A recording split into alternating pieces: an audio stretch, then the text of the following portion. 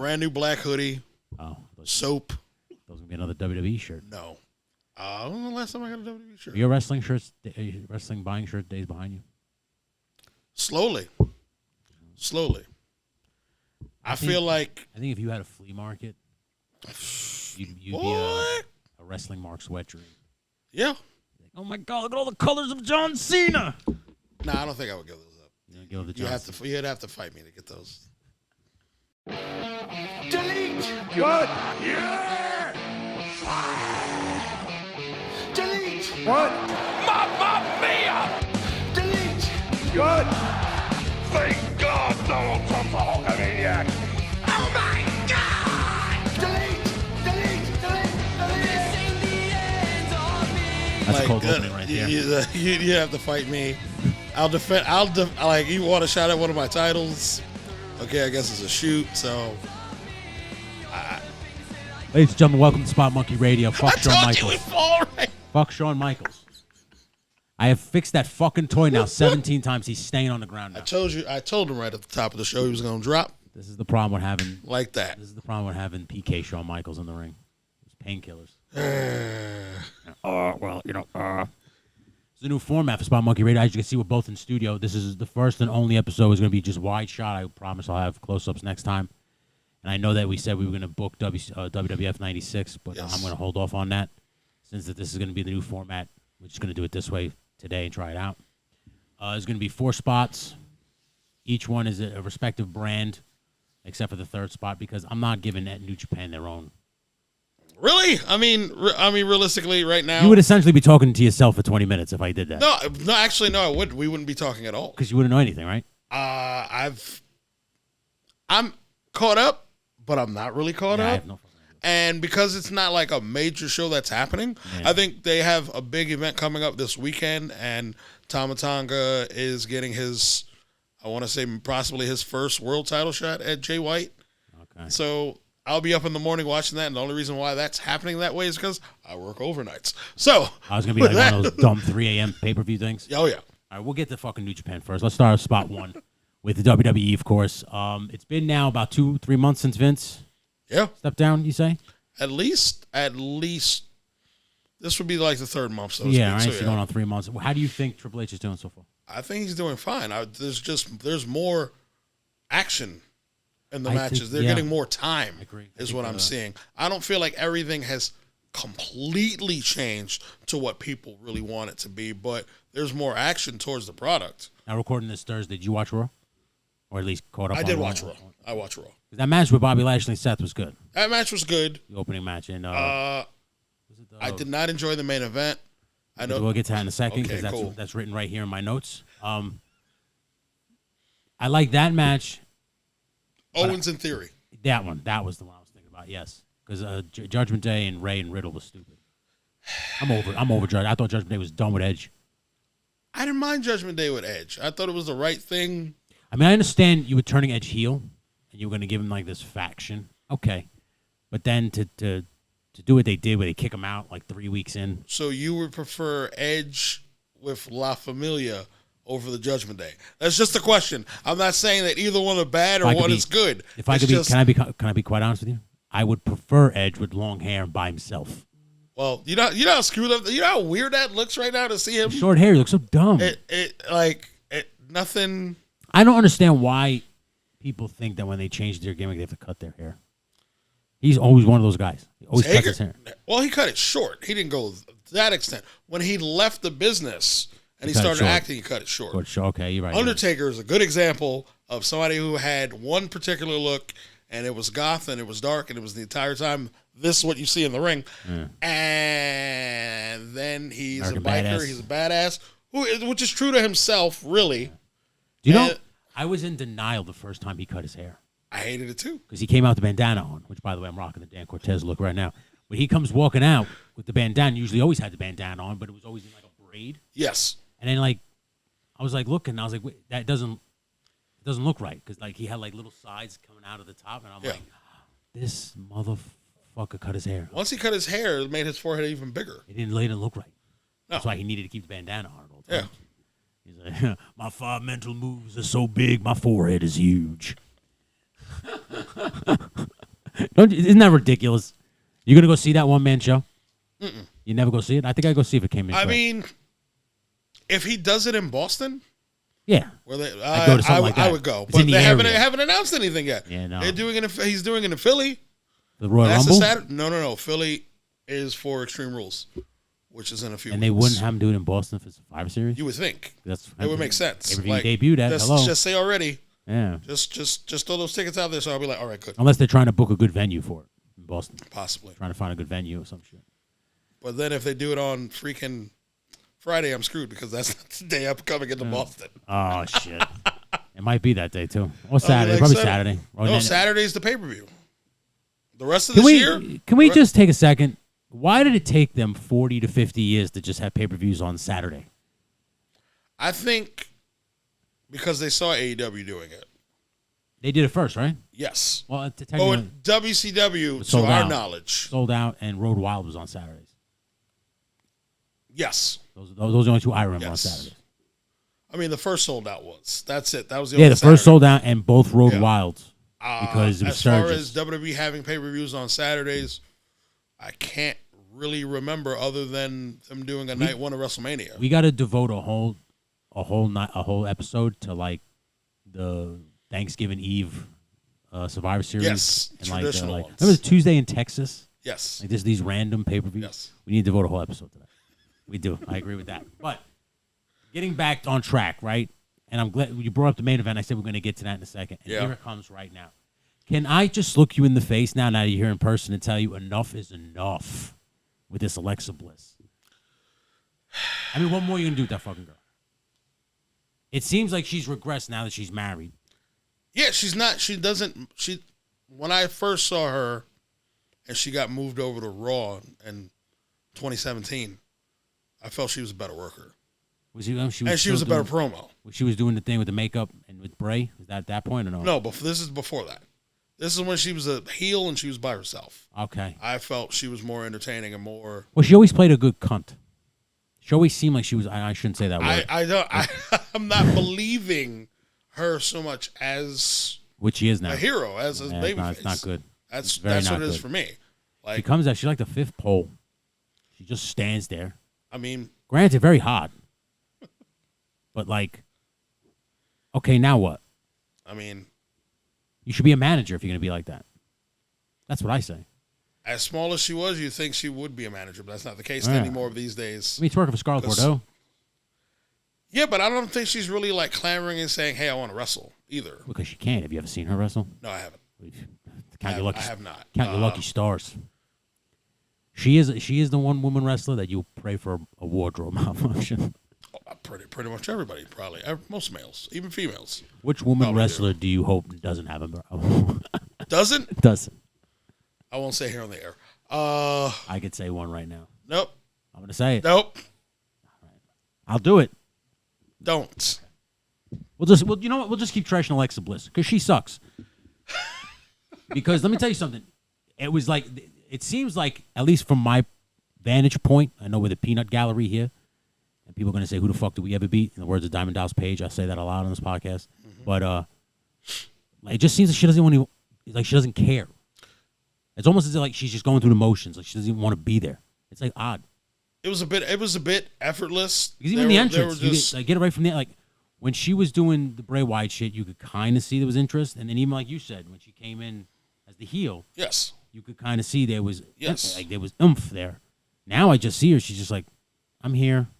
You know, I mean, she doesn't look like one of those people that would complain about losing. I don't see her being like that. Nah, I think she's I just feel like now maybe it's slowing down, and her heart isn't into it as much. That could change. When did she come up from NXT? 2016. She was drafted to SmackDown, and then 2016. Yes. Why did I think she's been in WWE for so long? She's been around for a minute. She's been around. She was on NXT for a while. She was on NXT for like a couple of years, but she had a couple of matches there, and then afterwards it was like. But before that entire time, she was managing Buddy Murphy, right? And that other guy. Murphy and Blake and Murphy. Yeah. And then after that, she got moved up, and they were still there. Yeah, because Vince was like, "Oh, who's this little blonde?" That's what it is. Try to throw some money at this one. The ones that get them. The one female that I'm missing that's not on TV, Charlotte Flair. Yeah, it's very noticeable that she's not around. It's not hurting the company. Yeah, because they're doing fine with Bianca Belair, with Bayley. Yeah, they have enough of a talent pool where they have enough women that they're trying to use. That's the thing, dude. Because they're just for every good women's wrestler there's like 10 shitty ones that bury them. Like not to say that they get lopped up, but you just named a bunch that are pretty good, like Bayley, Bianca. Mm-hmm. Becky's not bad. Becky's a better talker than in-ring performer. Becky will have you entertained. That's what I'm saying. What she's doing. Becky's very entertaining. Charlotte will have you entertained, but Charlotte to me is within the top 10 of wrestlers, male or female. No, I would agree with that. And I love saying it because I like hearing people groan and get mad and go, but you know well, why? she's Ric Flair's daughter. And I feel like but you know why we can ignore that. You know why they groan?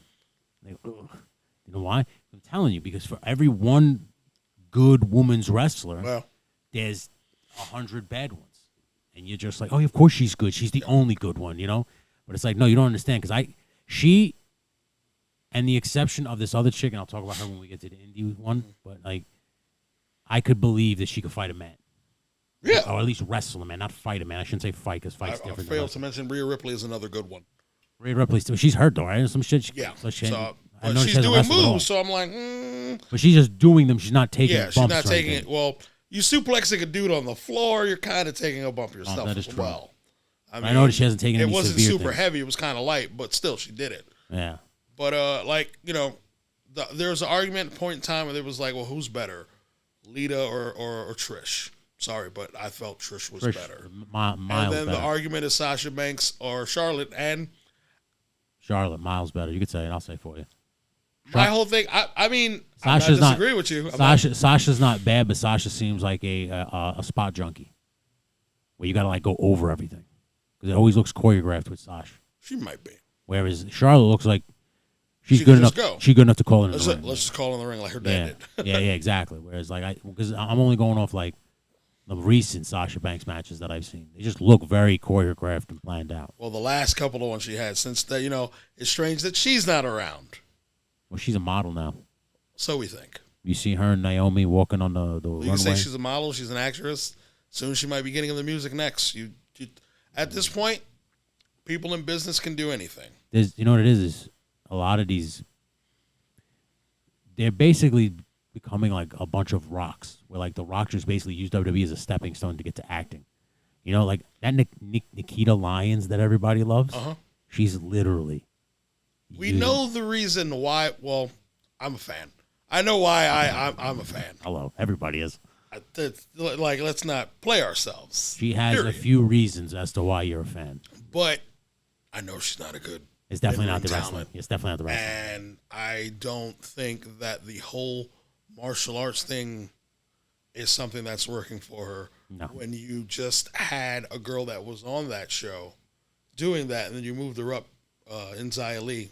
Xia Li, yeah. But Xia Li wasn't as big as this girl. No. Yeah. Xia Li's hot. Oh, yeah. Xia Li's a attractive lady. This is a good segue into the next little segment here that I'm going to tell you. Who do you think right now currently on the WWE roster? No AEW, no ROH, none of those other bullshits. WWE. Okay. Who would you consider like the GOAT right now, or the best guy on the roster? Everybody pushes towards Roman Reigns, and I think it's a little unfair. I think it's who? I think it's because he's the top guy right now. So yeah, he is the top guy for a reason. But when you don't have Roman Reigns on TV, and you don't have Cody Rhodes around, I'm not saying that because Cody came back, he is the GOAT. No. Or he's the top guy. Seth Rollins. Seth Rollins. Has to be. Because you can't fail with Seth Rollins. No.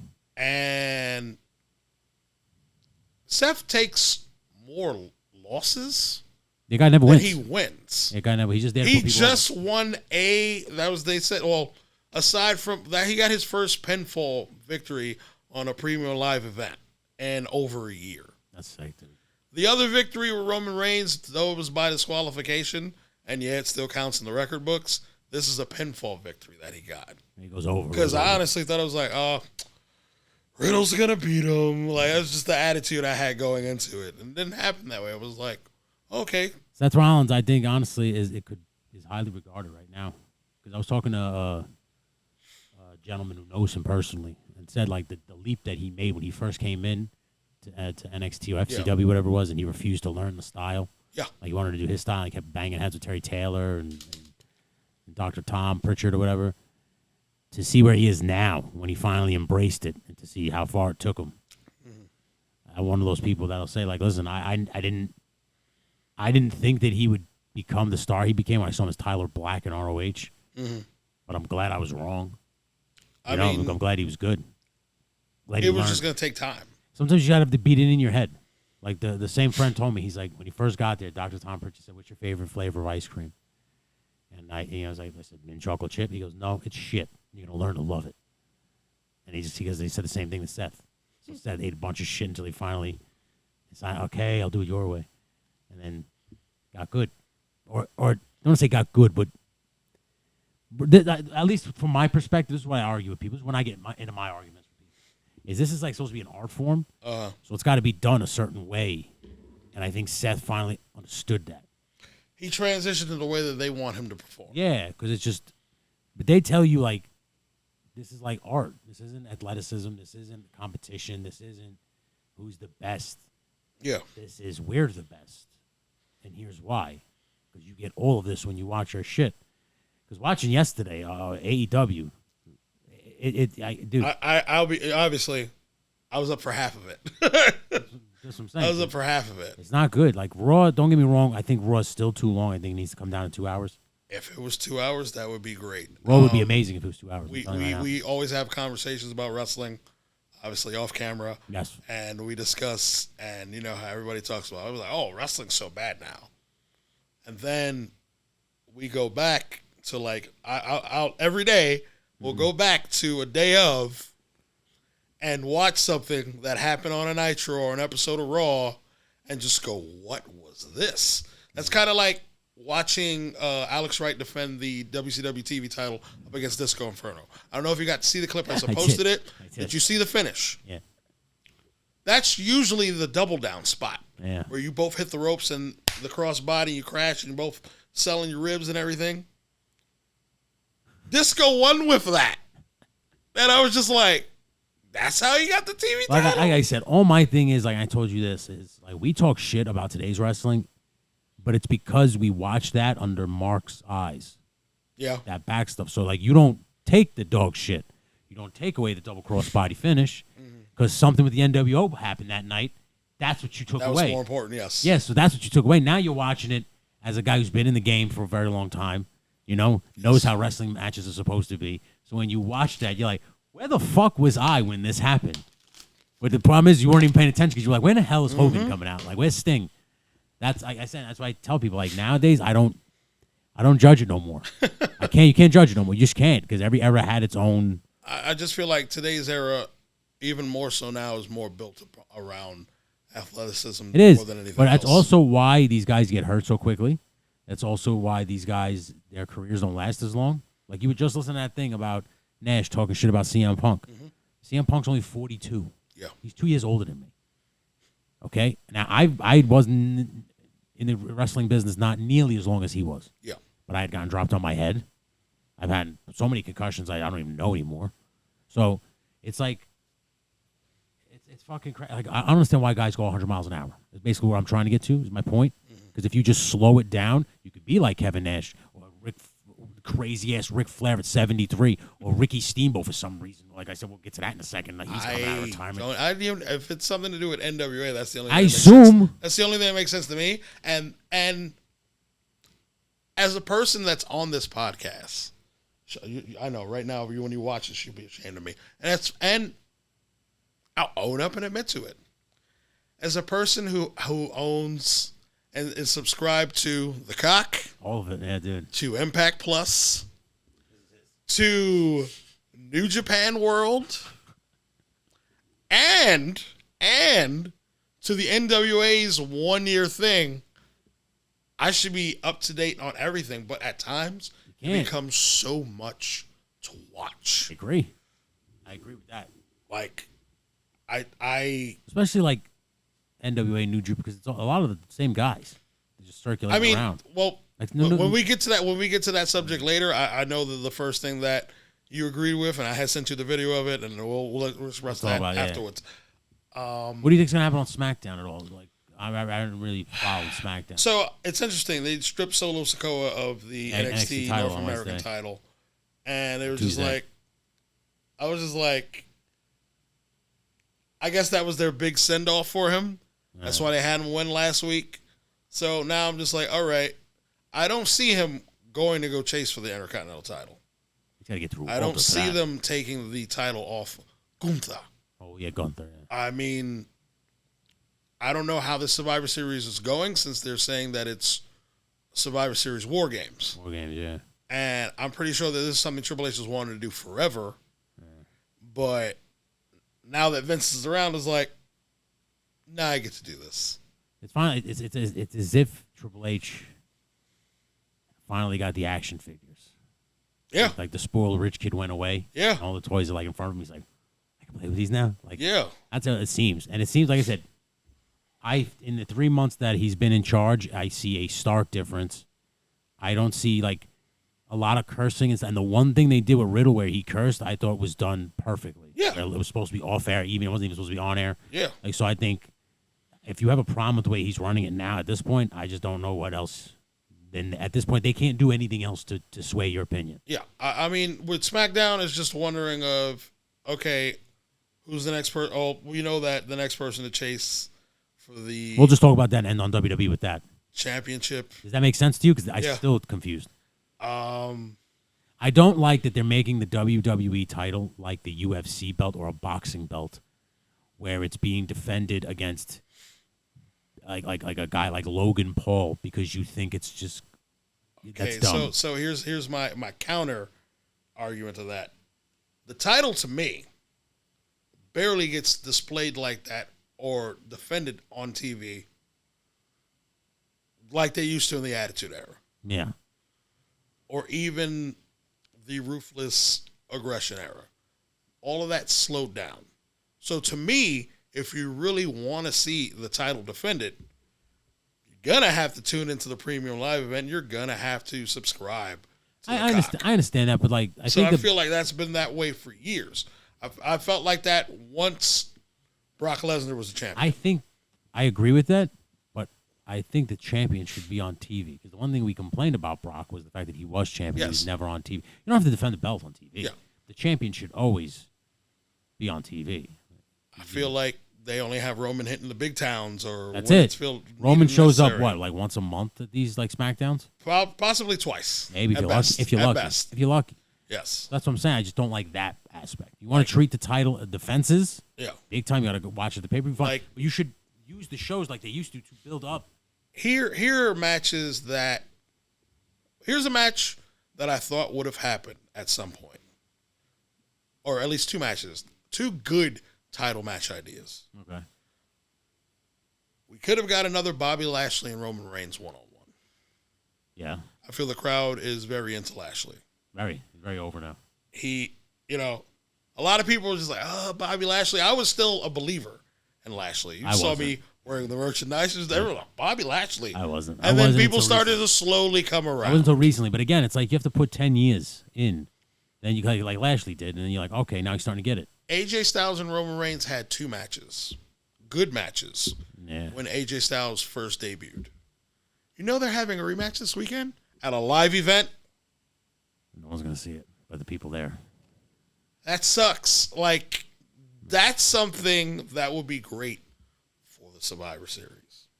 Yeah, it would be. Because the thought of doing brand versus brand right now is stupid. I think so, because there's no brands. You have two titles that are basically unified. Yeah, right?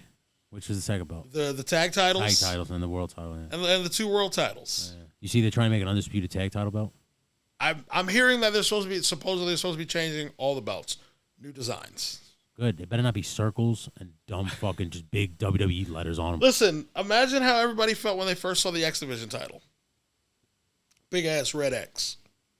Yeah, but not everybody was. You know what X title is when they remade the X title, the second version of it. That like on this. No, there's an X Division title. I think that they made it look like the Intercontinental title that they had in '98 with the smaller strap. I forgot that they did a fake Sarah Palin. Yes, that was Daphne. That was it, right? Yes. Daphne's so hot. May she rest in peace, by the way. I'm still heartbroken over that. Till this day. Anyway, ding ding, spot 2, AEW is on the docket now, and I'm going to trash them. I'm not going to trash them. I could like everything. I'm not one of those fans that'll be like, I'll never watch. I'll just be like, it's on. For me, if it's wrestling, it's on. Now let me ask you this question, because you fell asleep halfway through, and you were sleeping during this. Yes. So Saraya, aka Paige, walks out. Mm-hmm. She gets in the ring. She sticks out her tongue 100 times for some reason. I guess that's her new thing.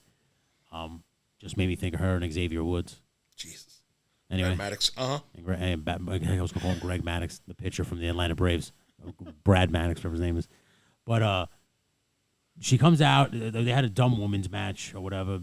A big surprise. They botched, and fucking Britt Baker broke her face like a third time. And Paige comes walking out, gets in the ring. They're all staring at her. She's like, "This is my house," which is ironic because she's never been there before. So technically, all of a sudden, this became. Yeah, it's not your house. She bought the lease from Tony Khan, and that's her house. Must have. I thought Tony Khan would never sell. Apparently, all you needed is a pair of milky white breasts, and then he'd sell. But anyway, shit. She comes out to a large pop. I will give her that credit. Of course. The pop was loud, but I sent you a video today, and it showed her expression, like, because didn't look like she was very excited to be there. Just looked like, again, another girl just coming out, going through the motions. And they then proceeded to show 2 minutes worth of women almost killing each other in AEW. And as a woman who has a fucked up neck, concussion problems, do you think this hurts or helps their division? Because how long before she gets hurt? Look what happened to Punk. Mind you, the first time that he got hurt was on him. The foot? Yes. Because of him diving into the crowd. They're saying that's possibly what caused it. Okay. Because he was having issues when he springboarded into the ring. From there on, that was it. But that's the thing. You're jumping into the crowd. That was ignorance. Yeah, you're dumb. Pure ignorance on his behalf. If that's how he got hurt, I can't confirm that. Yeah. That's one of the things that's been said. With her having a bad neck. She got a fucked up neck, dude. Like, and you saw some of those botches. Some of those girls can't protect. But then, you said you were giving her credit for coming out with a big pop, and here's my counteract to that. Keith Lee everybody that has come over from either another promotion. Yeah, you're absolutely right. Or have been fired from their rival. Because WWE doesn't see any promotion as their rival. No. Or so we think they don't. I don't think they don't have any rival. But yeah, I see. But as soon as you come in, yeah! And then when they're not seen... Yeah. See, here's the difference. I think we'll see Paige again on Rampage, because Rampage... with Karrion Kross. Rampage is going to start being live. Is it really? Except for one episode they said won't be live, and that's the one that's going to be in Canada. Well, if you're going to start taking the show on the road more, you might as well go live. So, because to have the people sitting there... all day long? Especially in Queens. I went to AEW when they came to the Prudential Center last year. That was the first time that they came over. And one, it wasn't a good show. Yeah. Two, when they were supposed to start Rampage, there was still like a brawl going in the ring. And then Tony Khan had to come out and speak. And then last night, from seeing from a friend's stories of him coming out and speaking, and then afterwards it just sounds like loud, incoherent rambling. And like I said, he looks like, I told my friend, and I believe I told you this too, he looks like the Cosmo Kramer, professional wrestling. Yeah. Buying looks with the hair now. He should slide out in the entrance. I just feel like he's just going to just crash right through. Who's Tony Khan? Right through the entranceway. There should be a door. How somebody in AEW has not looked up to the sky and screamed out Khan yet is beyond me. How somebody hasn't Captain Kirked AEW yet blows my mind. I thought it was going to be MJF, but turns out he's all happy because he got paid. Well, that's the thing. But how long is he going to stay happy? Pulling him off TV that entire time to just tell us now, I guess it's just a storyline. Dumb. Yeah, because you wasted a lot of time, and we probably could have had MJF as the champion right now. I also saw that what's his face is gone now. Sammy Guevara. Sammy Guevara. That's another thing. I don't know if he's gone. Oh, okay. The way that he's talking sounds like it. Seems like, all right, he's going to be gone. But now it's being said that he's supposed to be taking a break. We'll see. Okay. Got to take a break so you can get all of that Tay Mello puss. It's his wife, so I know. She's not leaving TV, but I mean, how are we going to start booking these girls now where they're not killing each other? Yeah, you can't. Because the best female wrestler they have on their roster is probably Jamie Hayter to me. You don't like what's her face? Elaine Bennis? Serena Deeb? I call her Elaine Bennis because she looks like Elaine. I'm just waiting for we know that Elaine looks better than that. Come on now. That is a fact. We're not gonna. Do you know it wasn't until literally like 2 or 3 weeks ago that I didn't know that was the bald one from the straight edge? Yeah, that's her. Yes. I didn't know that. That's great. Fucking Brandon goes, she looks good with hair, doesn't she? Like, what are you talking about? That was the bald. There was an episode, I think, of Rampage where Punk did commentary and was like, what a great head of hair. Like, obviously, to make mention of the fact that once upon a time she was bald and straight edge society. He's such a fucking... Which is probably one of the best things he's ever done. 100% fact. That was my favorite CM Punk. There was nobody better. And then ever since he started to believe his own hype with the best in the world bullshit, because I think that was something that he started to believe. You know? You can call yourself the best in the world, but do you really believe it? Most of the time you don't. You know you're not. He does. But I think he did. Somebody go have that argument with Bret Hart. I challenge him to argue that. About Bret Hart being the best there is, the best there was, the best there ever was. I'll fucking challenge you to challenge him. Yeah, I am the best. You will lose that argument. I'll tell you something right now, Malik. I don't like your attitude. 4 out of 10 stars. You're going to go down. I am the best. That's it. I am the best there is, the best there was, and the best there ever will be. Everybody in that goddamn dressing room knows it. As far as Paige, we just have to wait and see because we don't even know if she's going to be in the ring wrestling yet. I'm going to tell you this right now. Nothing that's been said that she's been cleared. The first time she says, "Hello, babies," I'm changing the channel, Malik. I'm turning the channel. The first day she goes, "Hello, babies," because you know it's coming. Well, then you may as well not watch. She says it on Rampage, don't you? I don't think she came out on Rampage. Okay. I didn't hear any stories about that. Backstage promo with Dasha Fuentes. Don't even show that girl. I don't even think. I don't know the interview. I said Dasha Fuentes. Anyway, why does that sound like something from like VH1 or MTV? Anyway, that does sound like a VJ. Yeah. Hi, welcome to the Top 10 Countdown. I'm Dasha. Coming up is Dia Lupa. Oh God, Lipa, whatever her fucking weird name is. Now that's a hot chick. But this isn't a free podcast. This is a pro wrestling podcast. Speaking of interesting returns, AEW tried to shock everybody on Rampage. We bringing up Rampage, and I saw a couple of clickbait articles. Huh? One of them says NWO star returns. Did it really say that to Queens last night? And I go, they can't be talking about who they think they're talking about. And I click it like an idiot. And yeah, it is. It's the Great Muta. And then you probably did the lizard face after seeing it. Yeah, I went. Okay. Yes. Okay. So, like I said to Ant and a few other guys, I was just like, wow, the Great Muta's there. And he left his knees in 1997. I mean, how long did it take him to get to the ring? One, he's 58 years old. Number one. Number two, he's on the verge of retiring. Okay? The last Japanese wrestler that I really liked that retired.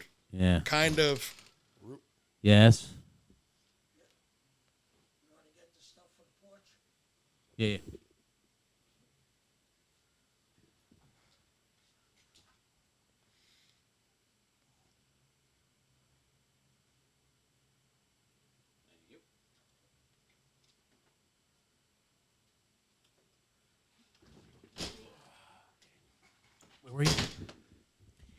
The last person that I blame, this is so stupid that I'm blaming him for this. My last favorite Japanese wrestler that ruined the world. Okay. Was Jushin Thunder Liger, because he retired and then afterwards COVID was a big hit. I'm not saying he's the cause of it, but if he didn't retire, maybe things would have been different. Jushin Thunder Liger, that is a classic guy. Okay. All right.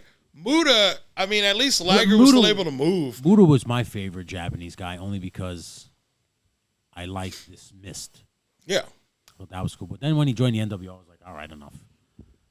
Watching Muda from the I didn't get to see him wrestle in the late 80s, but watching him in the early 90s with his back and forth with Sting and then randomly teaming up with Sting afterwards, that's the Muda that I liked seeing because he was able to go.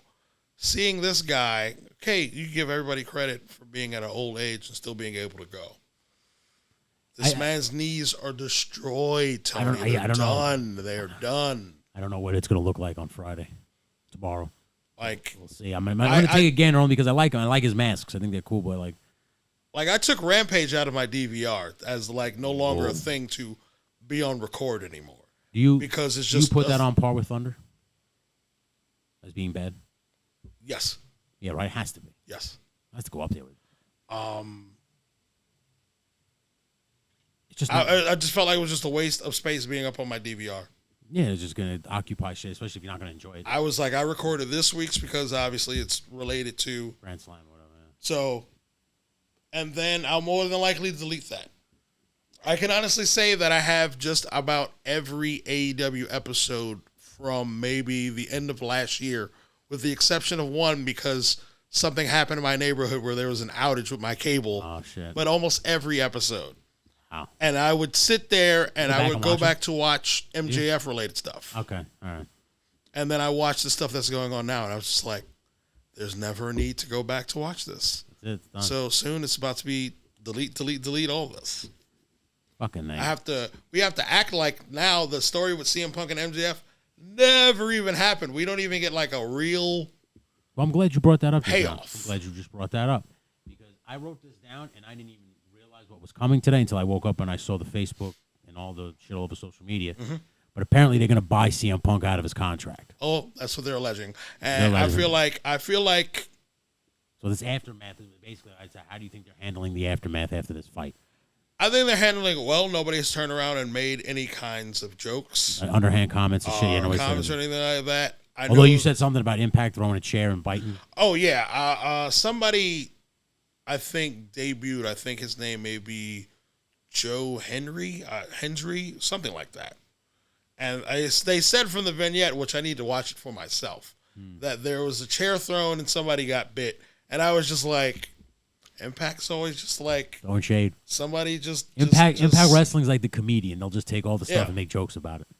But you know something? I would probably turn around and make jokes too. Yeah. When you always bring up my talent just to have them lose.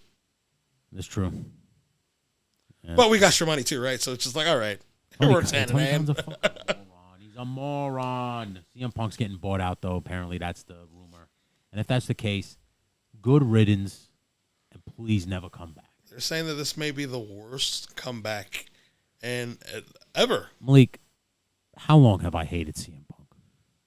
Well, let's see. It is now 2020. 2022 now. 2022 now. Look at that. I'm stuck because, damn, Juice and Thunder Liger. 2022 now. I met you in 2010, so 2011. So a good, 11 years. 11 years I hated 11, that. 12 I've hated years, him something for like that. 11 fucking years. I thought he was toxic then. I think anywhere he goes where he doesn't like his situation, he starts to bury the company he's in because he doesn't.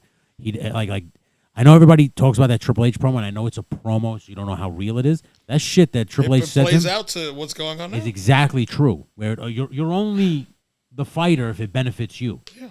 So I just think that I think he's I don't want to say a fraud, but I think he's a bullshit artist. I think he sold people a bag of goods when he told everybody he was going to be an MMA fighter, and he doesn't know the first fucking thing about jiu-jitsu and fighting in general.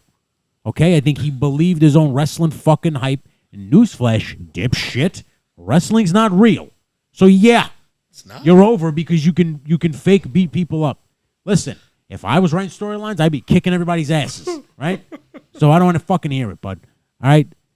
And you disappear for 10 fucking years. You come back and act like AEW is this great fucking thing. Why? Because they threw a shit ton of money at you and told you were going to win the belt? That's why? Right?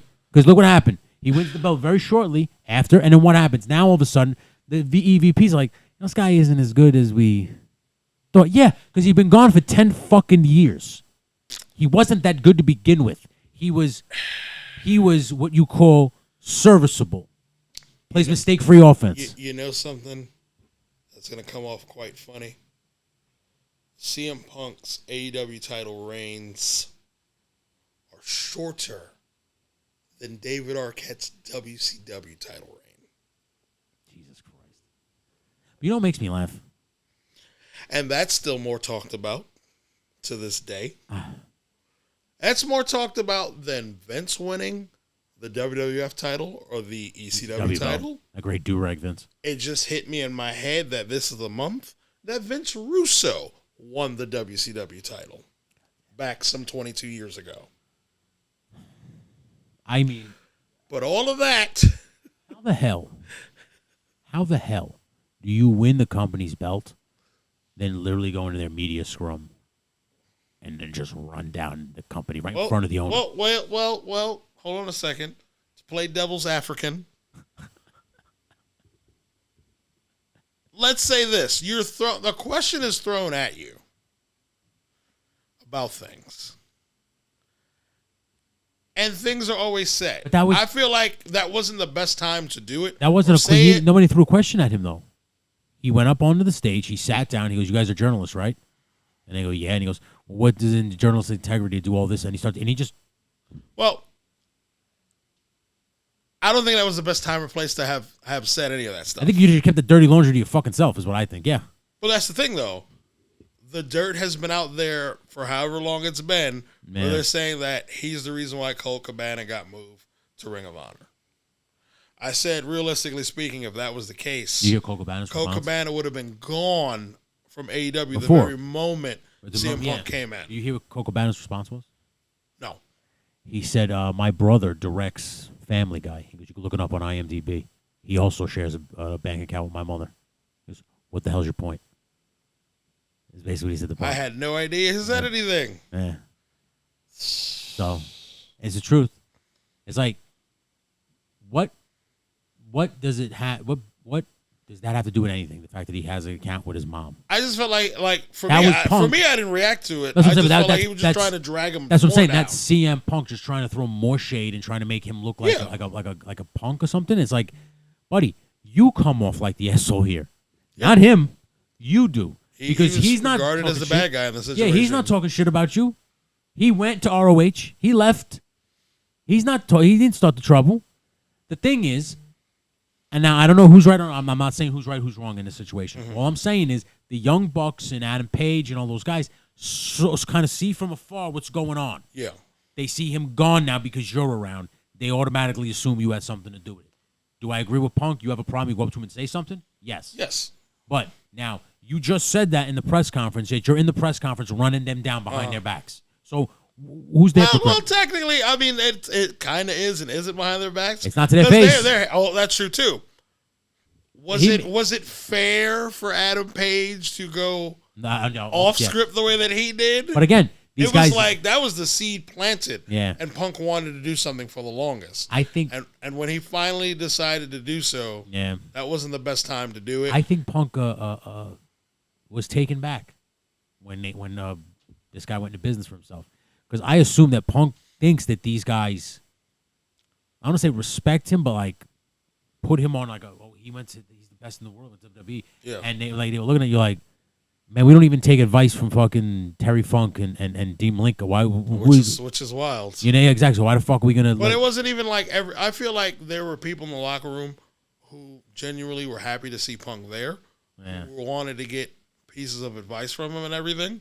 And then there were those who were in a different camp, who were backers of freaking Colt Cabana, who were probably backers of whoever else it is that was just opposed to CM Punk. That's just on the opposite side. I just think the CM Punk's overrated, and whatever. And now he may be forgotten. He's going to be. I really think I'm just wondering if he is going to be forced to sign NDAs so that way people could just, because people can be like, let me just see. They're going to try to podcast with him, and they're going to try to bullshit. Story. Listen, you got everything you needed to get out of that press scrum. He said everything he needed to say. What more is he going to say? So it fucked everything up. It fucked his money up. It fucked everything because he can't now. They're going to release him. Because I was like, well, I guess that means we could put somebody else on the cover of that game. Well, like I said, they did. Or is it too late? Yeah, they did say they're going to buy him out. So we'll see. But speaking of buyouts, MJF returned, which I'm happy to see. He's been just absolute fire on the microphones, on the promos and shit he's been cutting. The one on Wheeler Yuta yesterday was hilarious. Made fun of Yuta. Yeah.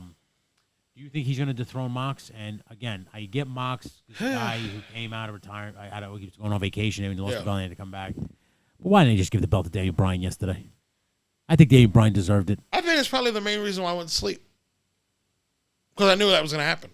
Was John Moxley again? Jesus Christ. What is your When I woke up and I asked you was like, Moxley. And I was just like, all right. Yeah. I didn't even want to look up anything else. I'm not mistaken. To the show. I'm not mistaken. I think he tapped. Oh, he passed out. From what he passed out. Okay, he passed out. I know it was a submission. I just didn't know if he tapped out or passed out. Okay. This is like, all right, Danielson gets wins, but there were just 4 guys he kept losing to. Yeah. And then I was just like, all right, that's it. It's terrible, dude. And I feel like maybe they don't want to give him the title, or maybe he doesn't want the title. Maybe. What if he gets hurt? The what if? That's what I think it is. I think he just doesn't want to be like I have to fucking defend this thing all the time. Like I don't have that's not in my schedule. It's not in my contract or whatever. So I don't know. I honestly don't know about AEW. I think it started out good, but now every time I watch it, there's so many parallels to WCW. Everybody was banking on the possibility of MJF coming out with that chip, because now they basically turned that chip into its own version of Money in the Bank. Yeah. Which just about every promotion has now decided to create their own version of Money in the Bank without calling it Money in the Bank. When WWE started with Money in the Bank, all right, Impact decided to have Feast or Fire, and they had the different idea of the 4 contracts. I like that. I thought that was cool. One of them gets fired. You're going to get fired, yeah. Okay. New Japan has it where, you win the G1, but then you're carrying around a briefcase. No. And then they would defend that, which was basically the contract. And that was to me, I was like, without the G1 being money, it was never like that to begin with. But a couple of years, they started having it where whoever won the G1, they defend the shit. Defend the belt, yeah. And then actually changed hands when Jay White won it. If not last year, the year before that. Yeah. Well, anyway, now we're done with AEW. So spot 3. Spot 3! We're going to be going around the horn here. Just random shit. First, we're going to talk about New Japan. Like you said, you wanted to talk about New Japan. The video you sent me, and I think that video is dead on, by the way. Yeah. So, this one fan on YouTube had a video where he was like, the reason why he doesn't watch New Japan anymore.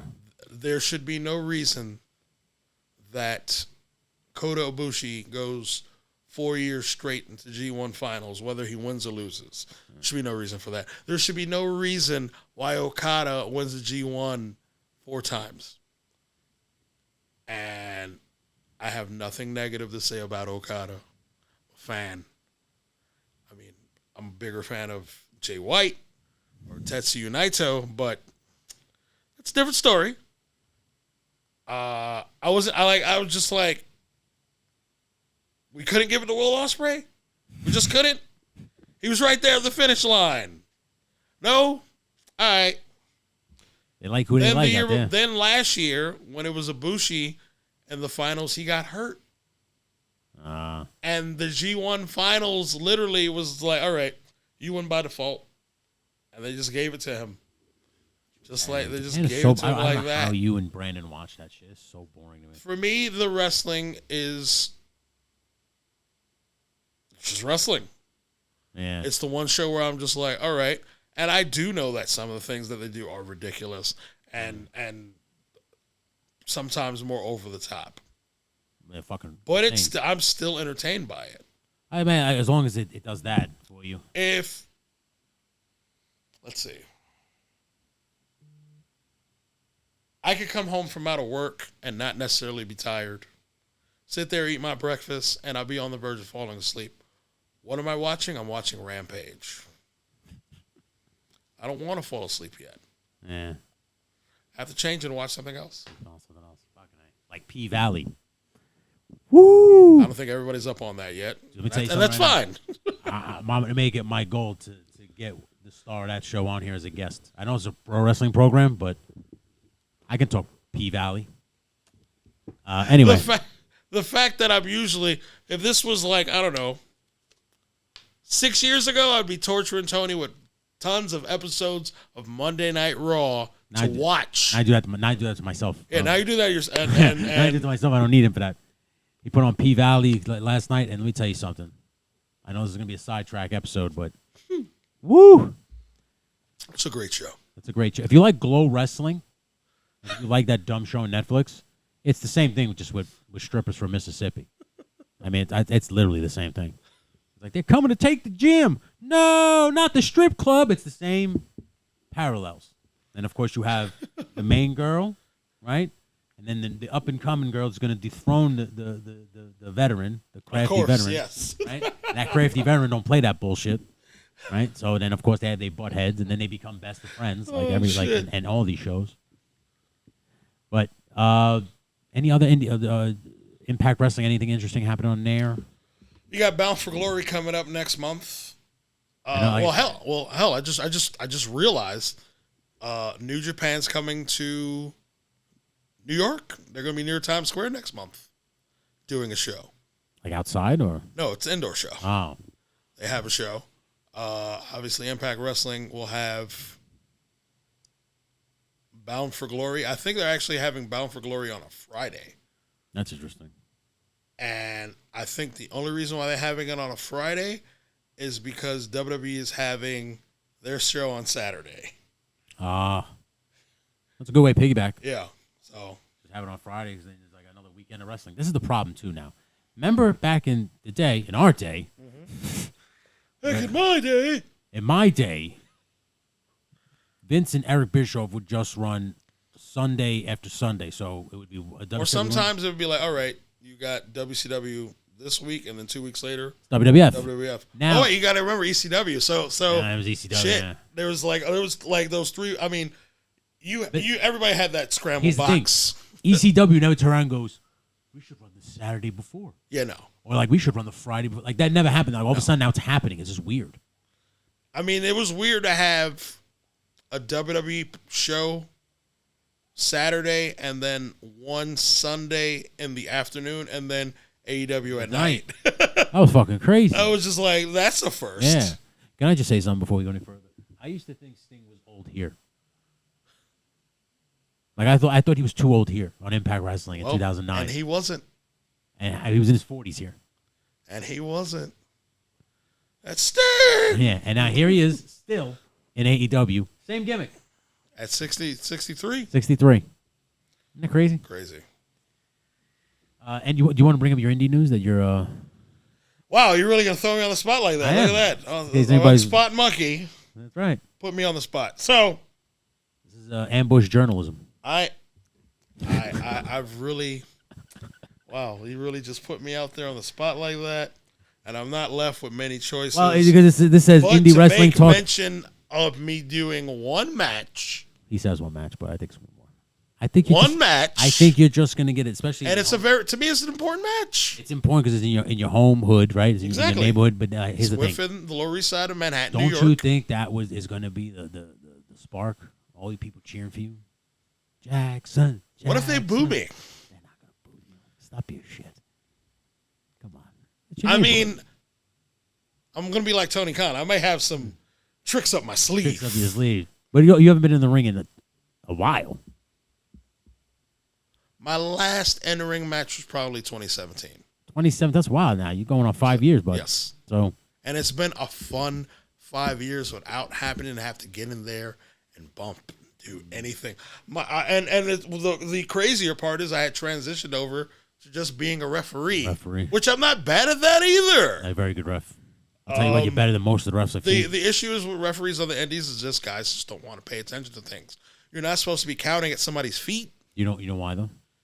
It's because they're marks. Most of them refs are marks. They just want to watch wrestling. I'm a mark too, but at the same time, I would like that's my biggest issue with wrestling. If you are going to take it as serious as you're laying claim to, pay attention to what the fuck it is that you're doing.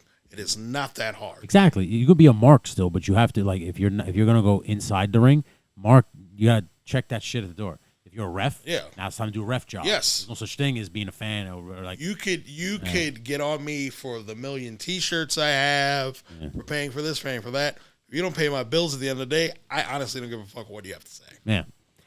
Here's the thing too. Referees now, some of them. That's what happens when you smoke, folks. Yeah, some of them, not like all. Yeah, some of them, not all of them. There's a very select few. Now they're becoming like their own personalities. Yes, and they're like, and ring announcers too. It's like don't sleep on that. It's like, guys, you're supposed to just put the action over. You're supposed to paint the picture. It's not supposed to be about you. You know, like some people just don't get that. It's like, okay. I mean, it's not my company. It's not my pig, not my farm, so I'm not going to tell you what to do. But when I see this shit, I'm like, that's dumb. What are you doing? Correct. Same thing with like the commentary. I was telling you the story about the commentary on MVW, where the commentator we had was running down the show on the show live as it was airing. And you kind of like looking at him like, you know, you're on this. Why bury it? It doesn't. Yeah, your name is attached to this. What are you doing? So, as you made mention, so I'm just get it out of the way now. Plugs, so get it out of the way now. October 1st, which is a Saturday, at 2 p.m. at 213 Staten Street, New York City. It is the 6 Borough Slam. That's what it's being labeled as. I thought there was only 5 boroughs. I thought so too, but I am not here for those arguments. I am simply reading what is off of this flyer. Somebody told them something. No, okay, 6 boroughs. We're not. And it's going to be the Our Lady of Sorrows Church back in their courtyard. Oh, right on. So basically, you walk through the church, and they have a big courtyard area, and that's where the ring will be set up, and then boom. And I don't want to make mention of who's in the main event. No. But I will be there. You'll be involved on the card. Taking on a longtime rival, longtime frenemy, in and out of the ring, and the absolute Chris Cage. And I'll leave it at that. Chris Cage is notorious for being a frenemy to a lot of people, so there's no big surprise there. But the big surprise is seeing you come out of retirement. But I can understand it. Like you said, it's in your home neighborhood. For me, it's like how many times do you have this opportunity to come around? I feel like if it was here, you would go out and be like, all right, fine. Yeah, I would do it. Yeah. Fine. Maybe. Maybe you have to pay me money. There has to be the right idea in mind exactly. of how to do this.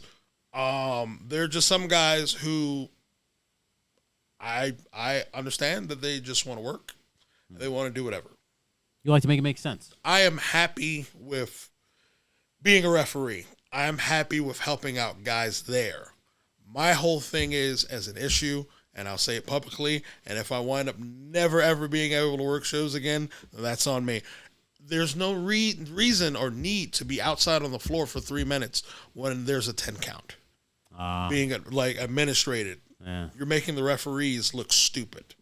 Yeah, you should either break. There should be a little bit of realism in that, regardless if it's indie wrestling or not. Yeah. We are not on TV the way they have it. I always tell refs that if these guys are being dickheads, that around 7, get out of the ring and get in their face. Just so you can at least get close to them and say, you want to go break the fucking count? And then get back in the ring and start the count and just let them break it. That's usually what I tell them. Like one time, I like it wasn't even an argument. It was just like, well, maybe I screwed up or maybe you screwed up. There was a match at Ace, and I want to say either 2018, 2019, or that was the first time I refereed. And the person didn't get their shoulder up on time. You counted to 3. And I counted to 3. And I was just like, that's it. Ring the bell. Yeah. And then you go to the back and you're just like, hey, I was like, no, your shoulders are down. It's not like we just jump up on an instant replay to watch it. Yeah. But it happened. You got to understand like that. Like, I was this other ref, too, one time. He does this shit. He goes, 1, 2, and then he... Don't do that. You swing down on 3, motherfucker. Yeah. If they can't kick out, then the match is over. Like, that's it. That's on them. Like, you say, yo, man, you got 2 or 3 count. You can't hear me slap that match. Like, everything is an art. Sometimes I don't even look at the action. Sometimes I'm looking to see where the referee is at, where they're standing at, where they're positioned, so that the way they're not in the way. And there's sometimes that I see the ones that are on TV, mostly in AEW, because WWE rarely has that as an issue, where they're in the way. The WWE works on everything. That's why. You're in the performance center as a ref working. This is where you should be. This is where you have to be. I always tell refs, too, another good food for thought is to just stay to a corner. If you see the action in the middle, the only time you get out is if you see like a submission, you see something. Yeah. You see them, it's it. So. It's also stay out of the way of the production team. Speaking of that, on the production side of things, editing this shit and filming this shit, stay the fuck out of our way. Stop stepping right in the way. Well, that's gonna be one of those long time ongoing things that people are just gonna have to be aware of your surroundings, dipshits. Spot 4, Tony's Conspiracy Corner. Every week now, from going forward, I'm gonna have a story to tell you. He's gonna say something ridiculous, folks. It's gonna be outlandish. It's a conspiracy theory, not real, but it's gonna be from this noggin. Okay, my first one today is, I think, and I really do think this, it's some part of me does, not all of me, but some part of me. I think Triple H usurped Vince's job because when Triple H was handing Vince all these ready-made NXT talents and he kept repackaging them, Triple H was like, what the fuck are you doing? Like, what are you doing here? And then Vince is like, I got it, pal. And then he like walked away, and then Triple H was like, all right, motherfucker. And then look back through all the Rolodex, all those girls that Triple H came out with when he was Hunter Helmsley. And remember all those times after the show, Vince was like, how do you like? Oh my God, that's how you linked that up? I linked that. Yes.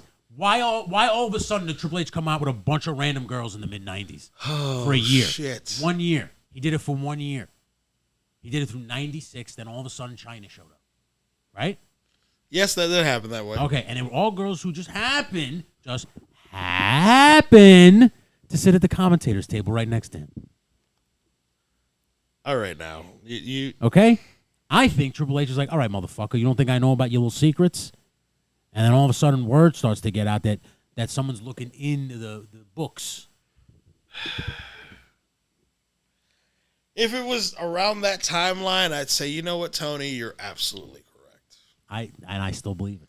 If you could tell me that it's not that timeline, and I will tell you that it is. Well, I said it without saying it. You already said it, so you know what it is. Where's the timeline?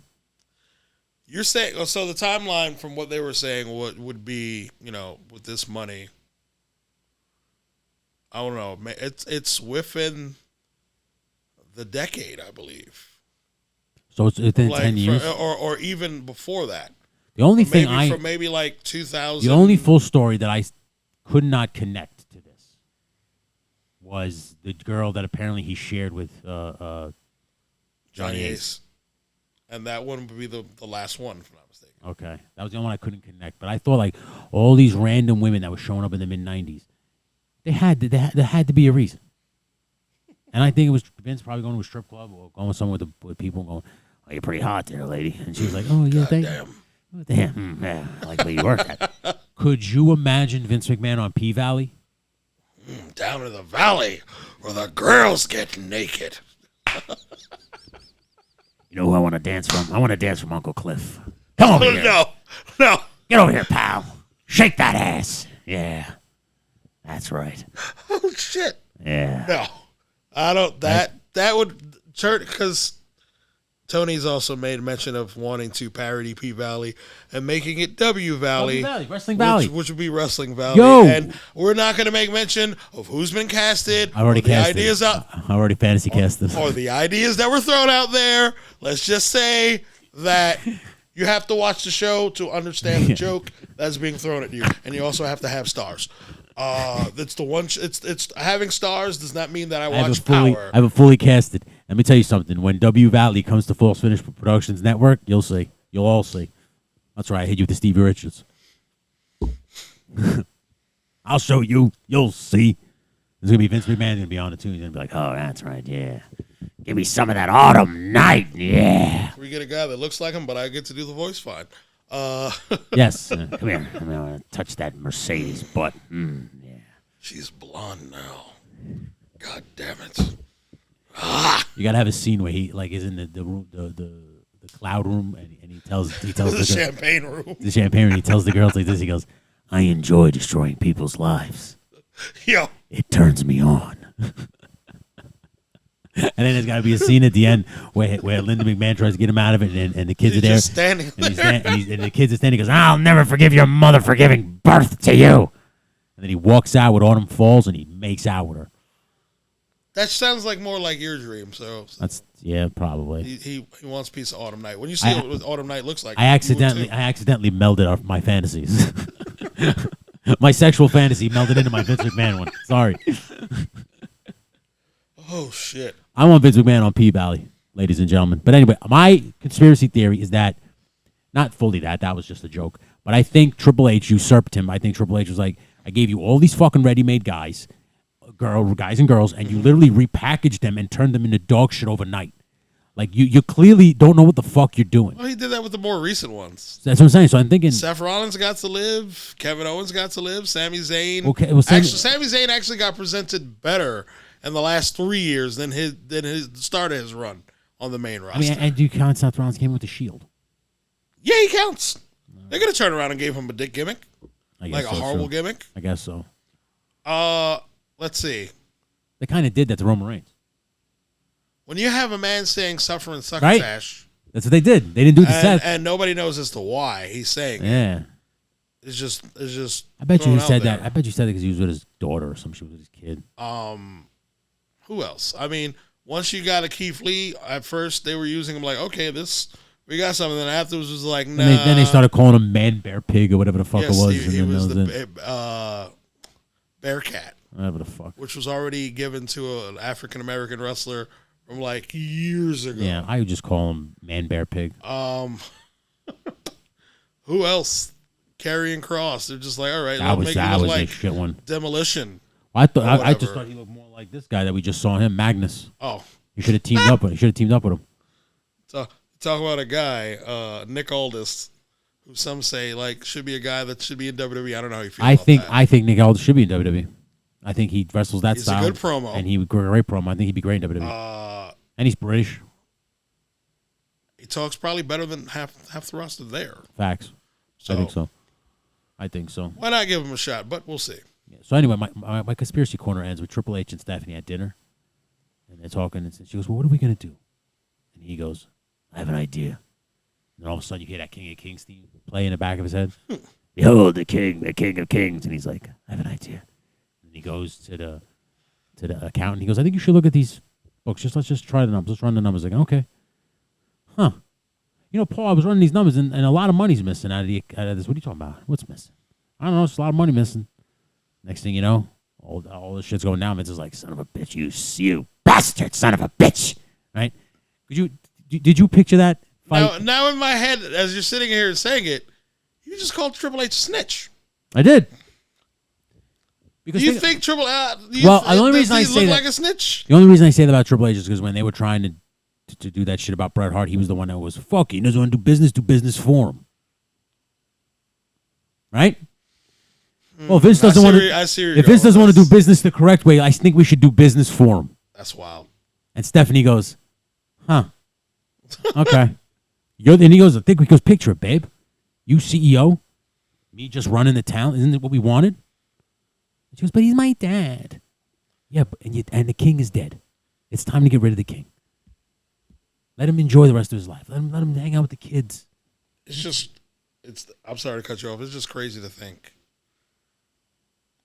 Could you imagine? When Vince McMahon, I mean, even though the Punk said when Vince McMahon dies, the company will run by his idiotic daughter and doofus son-in-law, Vince is still not dead. But he basically got ran off. He called it. All right. First off. But then Triple H called something on him. So it's just brilliant how these words that were used 11 years ago, everything just all works out. Everything works. And comes to the front. Yeah. It's amazing. Comes out tenfold. You were basically subliminally messaging us back then, telling us what was going to happen. CM Punk was a cesspool piece of shit and Triple H was going to run everything. And he's not a doofus. I don't care. You can say a doofus son-in-law, but it's only because, again, you didn't like him. That's what you it didn't. was. You didn't like what you didn't like where they were taking your character because he wanted to fight you at WrestleMania and you for some reason didn't want to fight Triple H at WrestleMania. Like you wanted to fight Daniel Bryan for the belt. And I'm pretty sure Triple H was going to put him over. Of course he was going to put him over. That's the thing, dude. He just couldn't get that to his thick fucking skull because he had to go over for the belt. It's like, buddy, you're not in line for the title. You work here. We don't work for you. You work for us. You just do what you do, and then when the contract's done, go wherever the fuck you want. Yeah. Like, no one is saying anything. No one cares.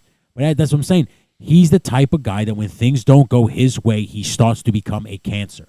He is like a shitty football player, like a wide receiver who's sick, who's crying that he's not getting the ball enough. Then starts to demand trades. Then starts to turn the locker room against the coach. It becomes a fucking problem until either you trade him or pay him and release him. That's what he did at AEW. That almost sounds like Shades of Any Given Sunday, which is another good movie. It's a fantastic movie. That's essentially what it is. He comes in, he wants things his way, and you're like, whoa. The sign on the marquee doesn't say CM Punk Wrestling. Yeah. This isn't CMW. Or Willie Beeman, just that he couldn't read. Yeah. Like, you fucking idiot. Like, it says AEW. You do what we say. What is your problem? And I guess he must have really not liked the fact that the Young Bucks and Kenny Omega had those titles because they had a place of power. Yeah. And he couldn't overthrow them. No. You know? Like, you couldn't out-talk your way to a higher position than them because they were the executive vice president, so you're not going anywhere. So I think that's what it is. It's like, dude, it's either them or you. They're the executive vice presidents. Who you think's getting the shit end of the stick? Yeah. And I think he knew that, and I think that's one of the reasons. My conspiracy corner was only supposed to be reminded to Triple H, but I'll fucking throw in Punk here for wait, there's more. For a 2-for-1 special for you fuckfaces tonight. But like, I think Punk is like, well, you know, if this isn't going to work out for me, I'm going to make it so toxic that they get rid of me. And that's what he did. It's wild, though. You got those two reigns. Had one of the best storylines in the company, to me. Him and MJF probably is the best story of all. They kicked everybody out for your arena match. I can't watch that now. I will pretend that it's not even on. That's fine, because we're at the end here, because this is the Conspiracy Corner, so I'm at the end here. There we go. You already plugged your show. So the only thing I have to plug is this podcast, Spot Monkey Radio. It's going to be airing every Tuesday on Fight Mixer starting November 28th. But it's going to air on YouTube every Thursday. So I'm just going to put it on. It was going to go up on Fight Mixer first, and then it'll just go up on YouTube. Boom. I'm eventually going to, if this can, gets enough traction, hopefully we can, go to Patreon or a paywall or some shit and make some. Well, hopefully I get fucking ad revenue. I did get hit up with about 2 companies that want to maybe do some ad reads. Nice. I'm hoping for like Manscaped. Should we get some?